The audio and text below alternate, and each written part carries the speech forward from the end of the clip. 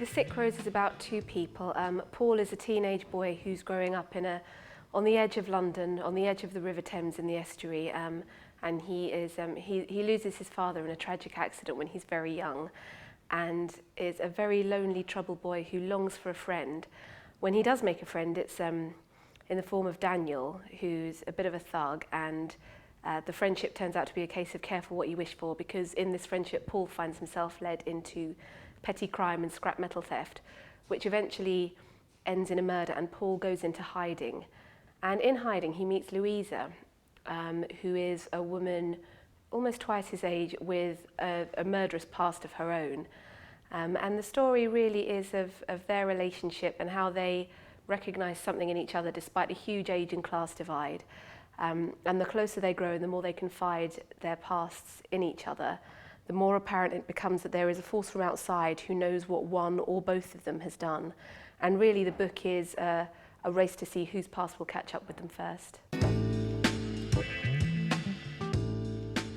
It's lovely to be compared to either du Maurier or Rendell. I suppose Ruth Rendell is the better compliment in that I've read probably everything she's written, and I haven't read all of du Maurier. I think that du Maurier can be a little bit hit and miss. That said, my favourite book is Rebecca, which is by Daphne du Maurier. So that's the book that changed everything for me when I read it as a young teenager.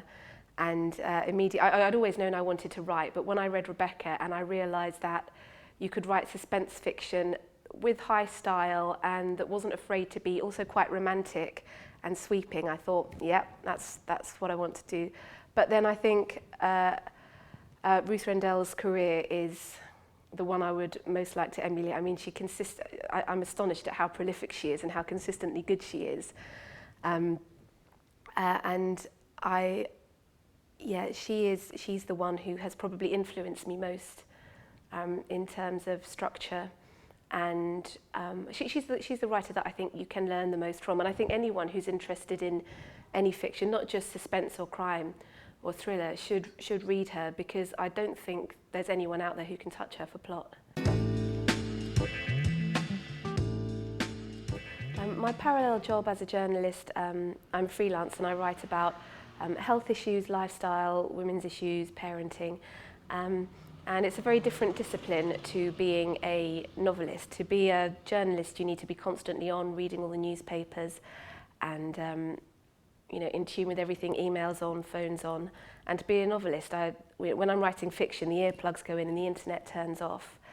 And I have to absolutely cut myself off from current affairs and lose myself in the world that I'm creating.